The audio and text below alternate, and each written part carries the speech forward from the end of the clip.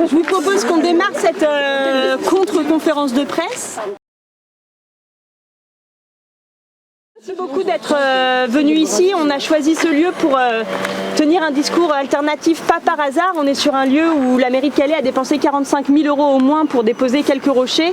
Et pour nous, ce lieu, il est symbolique d'une situation et d'une politique qui est harcelante, qui viole les droits fondamentaux des personnes exilées et qui ne marche pas, puisque c'est un lieu où, malgré la présence de rochers, les personnes continuent de s'installer simplement de manière encore plus précaire et de manière encore plus dangereuse, puisqu'elles s'installent, vous pouvez le voir, dans des lieux qui sont vraiment à proximité de l'eau. Il faut rappeler que ces dernières semaines, une personne est morte dans le canal à Lonne Plage, justement noyée dans un de ces canals de ce type-là. Donc pour nous, ce lieu, il est vraiment symbolique de la politique à la fois inutile mais aussi inhumaine qui est menée à Calais. Et c'est pour ça qu'on vous a proposé de se rejoindre ici. Aujourd'hui, on va être quelques-uns à prendre la parole, mais d'autres associations sont aussi présentes. Vous pourrez leur poser des questions si vous le souhaitez.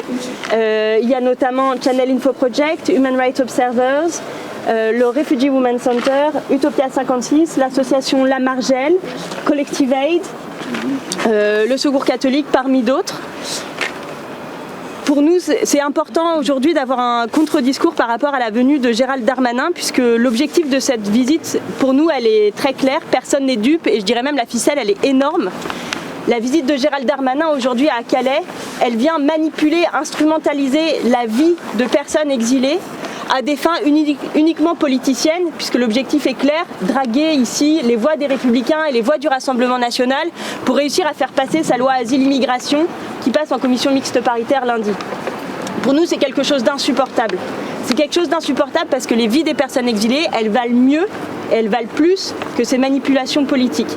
Ce matin encore, au moins une personne exilée est décédée à la frontière.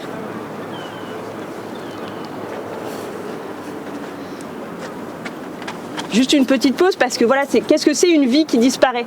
C'est un tout petit peu d'attention. Une personne exilée est morte ce matin et elle vient rejoindre au moins 25 autres personnes exilées décédées à la frontière depuis le début de l'année 2023. Par ailleurs, au quotidien, il y a des personnes exilées. Tout à l'heure, il y a une bénévole qui me disait des survivantes, voilà, parce que c'est de ça dont il s'agit à Calais, des personnes qui essayent de survivre à Calais, qui sont harcelées à coups d'expulsion toutes les 48 heures. Il y a eu plus de 1111 expulsions de lieux de vie sur le littoral depuis le début de l'année 2023, qui se voient confisquer les pauvres effets qu'elles ont, des tentes, des couvertures, et ce même quand le département du Pas-de-Calais est en vigilance orange, jaune, rouge, qu'il fait la une des médias. Les personnes qui vivent dehors continuent de se faire démunir de leurs pauvres effets personnels, de leurs maigres biens qui les protègent. La vie de ces personnes, elle vaut mieux que des débats, que des manipulations politiciennes. On est là pour dire ça, et on est là pour dire aussi qu'une autre politique est possible. On est là pour dire qu'à Calais, il y a une crise humanitaire, il y a une crise d'humanité, mais que les acteurs de l'humanité, ils sont là et ils vivent au quotidien d'autres situations. Au quotidien, on essaye de faire de l'accès aux droits. Au quotidien, on essaye d'héberger. Au quotidien, on apporte des repas, un peu d'eau, et que ça aboutit de temps en temps à des parcours de succès, à des personnes qui arrivent à avoir une vie avec les succès, avec les échecs, mais que quand on veut, on peut. Et la politique qui est menée aussi ici à la frontière n'est pas une fatalité. Quand on veut, on peut, et ce n'est pas une question de moyens, puisque un chiffre parmi d'autres, en 2020, 320 millions d'euros ont été dépensés à la frontière, 85% desquels uniquement à des fins répressives et de contrôle. Donc les moyens sont là, simplement ils sont orientés très clairement vers la répression.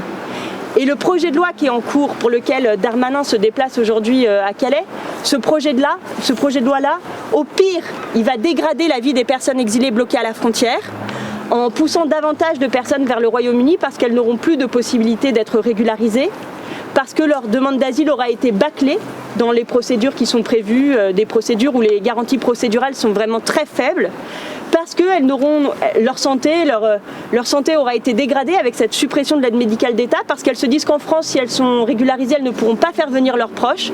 Donc ce projet de loi, au pire, il va dégrader la situation, et au mieux, il ne vient rien changer, puisque sont complètement absents du projet de loi les enjeux de prise en charge humanitaire, d'hébergement, de suspension du règlement de Dublin, de facilitation d'accès à l'asile, qui pourtant, nous, au quotidien, sont des problématiques criantes que l'on constate quand on travaille avec les personnes exilées. Voilà, donc c'est un message qu'on voulait vous porter collectivement parce qu'on est en colère, mais on est aussi triste, on est aussi endeuillé par encore le décès de ce matin. Et je vais laisser la parole au Refugee Women Center et ensuite, si vous avez des questions, vous pourrez évidemment les poser.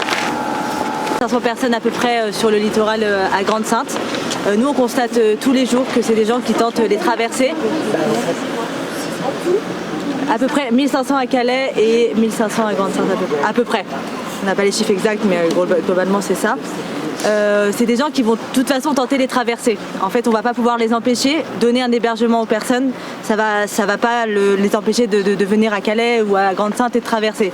Nous, au quotidien, on accompagne effectivement des femmes et des familles qu'on récupère en fait grâce à Utopia aussi, qu'on récupère après les tentatives de traversée qui reviennent du coup sur le littoral et qui nous demandent des hébergements. Malheureusement, on n'a pas beaucoup de solutions puisque nous, on dépend principalement des solutions étatiques, notamment du 115 et des CAES. Il faut savoir que les dispositifs de 115 à Calais fonctionnent pour une nuit pour des personnes primo-arrivantes, donc les personnes qui auraient déjà bénéficié du 115 ne pourraient pas y bénéficier. Et côté Grande-Synthe, les dispositifs à Dunkerque sont saturés, ne prennent jamais personne.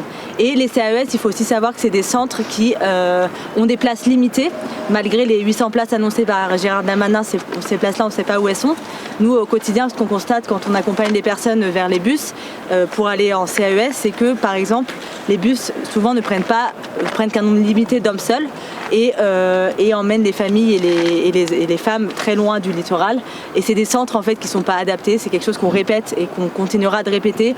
On veut pour ces personnes des centres adaptés sur le littoral parce que c'est pas ça qui va empêcher les gens de venir. Les gens, ils viendront. Les gens, aujourd'hui, ils sont dans les campements, des campements de fortune. Ils survivent, comme disait Juliette. Ils n'ont accès à rien. Ils n'ont pas accès à l'eau. Ils ont un accès très limité à l'eau grâce à des associations. Ils n'ont, pour certains, même pas accès à des tentes. Voilà, on en est là aujourd'hui. On pense que ici, la situation en fait ne s'améliore pas, elle se dégrade et nous on lutte pour ça. Quand vous dites un centre adapté, c'est juste par rapport à la proximité avec Calais ou il y a d'autres critères? C'est des centres qui seraient adaptés, qui feraient des vrais diagnostics des situations des personnes et qui pourraient orienter les personnes en fait en fonction de leurs souhaits. Et voilà. Et proche de Calais. Et proche du littoral, ouais. On voulait ajouter aussi que les femmes étaient présentes, les femmes et les enfants sont présentes dans les campements, on n'en parle jamais, elles sont totalement invisibles, que ce soit au niveau du projet de loi Asile et Migration, mais aussi en règle générale, elles sont totalement invisibilisées, mais elles sont présentes. Entre juillet et octobre, le Women's Center a accompagné plus de 1200 femmes et plus de 1300 enfants qui sont présents sur les campements. Entre juillet et octobre 2023. Sur le Dunkerquois, il n'y a aucun accès à l'eau qui est proposé par l'État. Il n'y a aucun accès non plus à la nourriture, pas de distribution. Il n'y a pas de service d'hygiène, il n'y a pas de toilettes, il n'y a pas de douches qui sont proposées. Pourtant, il y a des centaines de femmes et d'enfants qui survivent et de nombreux hommes aussi qui survivent sur ces campements. Pourtant, il n'y a rien qui est proposé par l'État. Ils sont totalement abandonnés et laissés à eux-mêmes. Et aujourd'hui encore, nous on est contactés par des familles, énormément de familles qui reviennent du coup de tentatives ratées de passage et qui nous demandent quelles sont les solutions d'hébergement. Et aujourd'hui on ne sait pas, on n'a aucune solution à leur proposer. On va sûrement demander encore une fois à la préfecture d'ouvrir des centres en urgence, mais on ne sait pas si ça va fonctionner puisqu'il n'y a aucun dialogue possible avec les autorités. Cet été, on va applaudir tous ceux qui vont arriver en tête des courses, des championnats, etc. aux Jeux Olympiques. Mais ici, on a affaire à des personnes vraiment qui sont champions.